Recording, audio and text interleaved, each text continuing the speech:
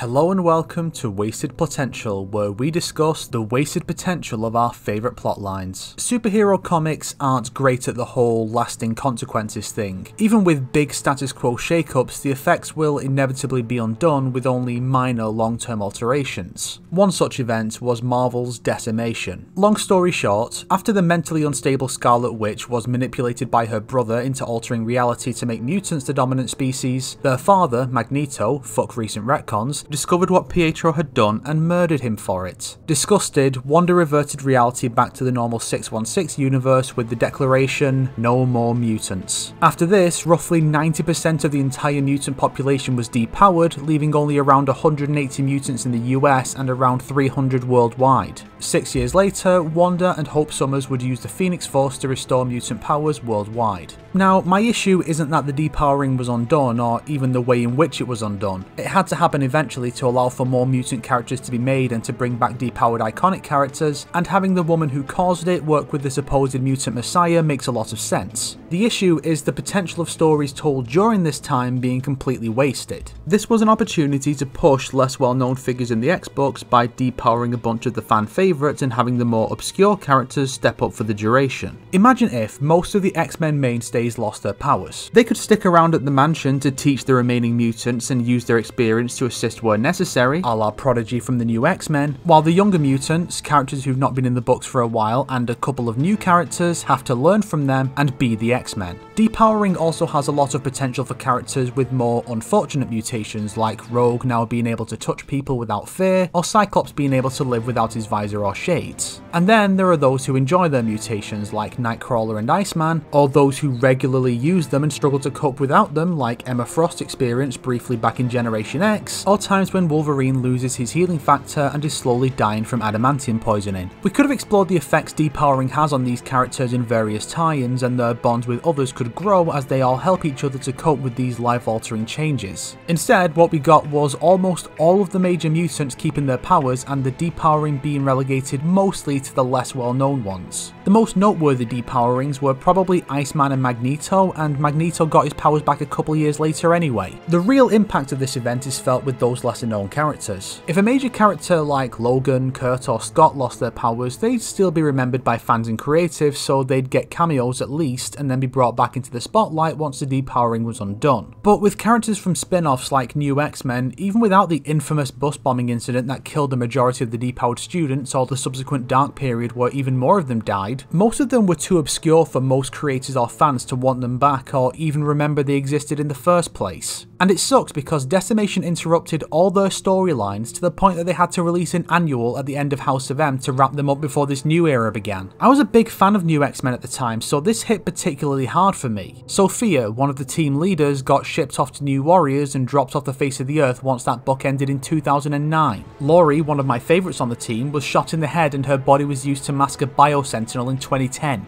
And then we have Brian.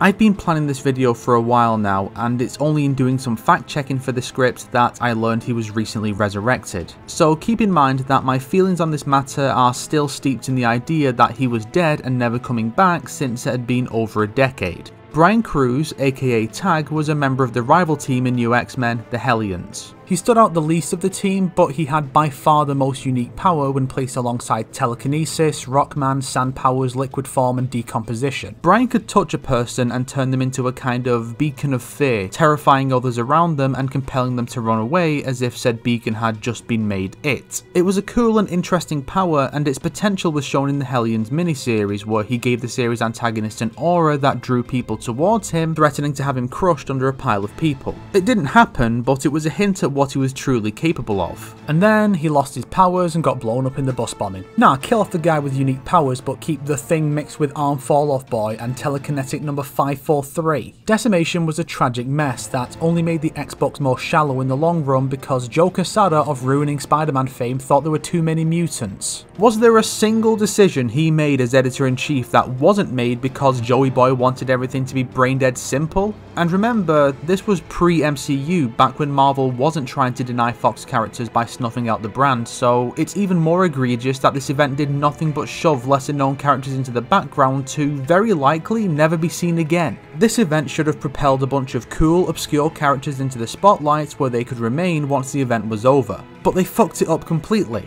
And you thought 2010's Marvel was a disgrace out of nowhere. This goes back a long way, my friends. A very long way. If you liked this video, why not subscribe and support me on Patreon like these fine people here? If not, then make sure to share it with your enemies so they can get depowered and fall into obscurity. Today's recommended video is The Real Origin of the X-Men Dark Phoenix Saga by NerdSync. It's a discussion of a much better X-Men event as told by a guy who puts a ton of work into his videos. If you're into comics and not already subscribed to him, well, you're dead to me, Sonny Jim.